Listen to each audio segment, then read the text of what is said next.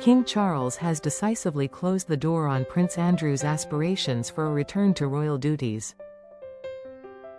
The former Duke of York's desperate attempts to retain his royal status have been firmly rejected, marking a significant moment in the ongoing saga surrounding his place in the royal family. Andrew Mountbatten Windsor, who earlier vacated his lavish 30-room mansion in Berkshire, has now been instructed to leave his temporary residence. This directive comes as he seeks to remain in his current accommodations, despite the royal family's plans for his future.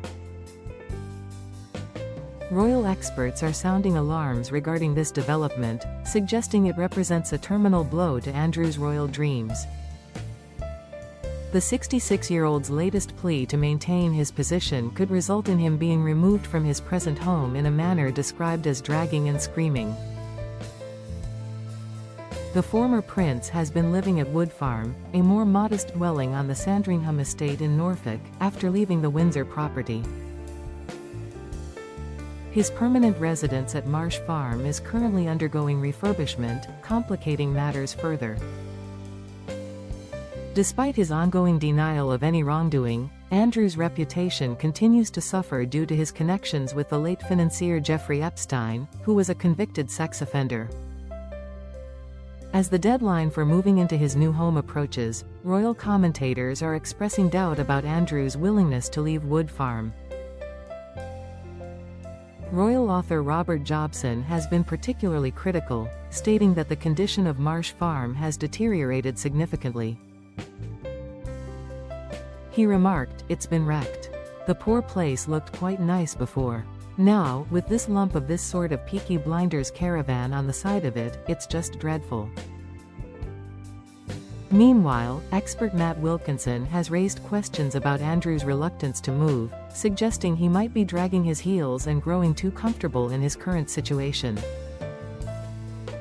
This sentiment reflects a broader concern about Andrew's future within the royal framework.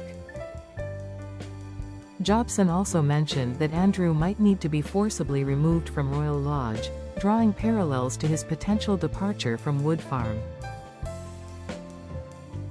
He speculated, "I think it'd be the same at Wood Farm. If he could stay at Wood Farm and put his security and staff up in the other place, I am sure that's what he'd prefer." The complexities of Andrew's situation are further compounded by the needs of other royals.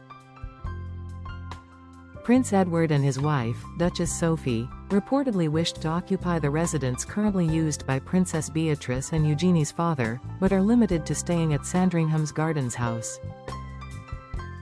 As Andrew navigates between Wood Farm and Marsh Farm, there is increasing pressure to finalize his living arrangements. Royal observers suggest that the issue needs resolution, especially since Edward and Sophie have expressed interest in utilizing Wood Farm. In this unfolding story, it's clear that Andrew's royal ambitions are not only dwindling but facing active resistance from the monarchy. The ongoing tension highlights the shifting dynamics within the royal family and Andrew's precarious position. The royal family appears to be moving firmly towards a future without Andrew's involvement. As King Charles makes these pivotal decisions, the implications for Andrew's public image and personal life remain significant. With mounting criticism and reduced options, Andrew's future within the royal fold seems increasingly uncertain. His past connections and current living conditions only add layers to an already complex narrative. As the situation develops, it will be crucial to observe how Andrew responds to these challenges and what strategies he may employ in an attempt to salvage his standing among the royals. This rejection of Andrew's royal dreams is indicative of a broader trend within the monarchy, reflecting a desire for a more streamlined and less controversial royal image moving forward. The royal family's decisions regarding Andrew may set a precedent for how other members are treated in similar situations, reinforcing a narrative of accountability and change.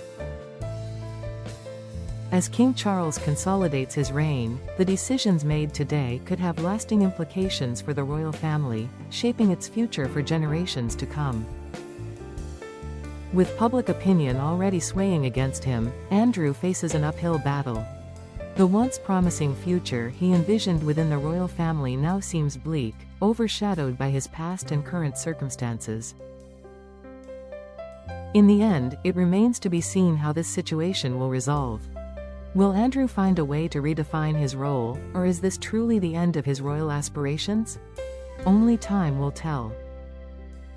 As we continue to follow this story, the intersection of royal duties, public perception, and personal choices will undoubtedly keep the public engaged.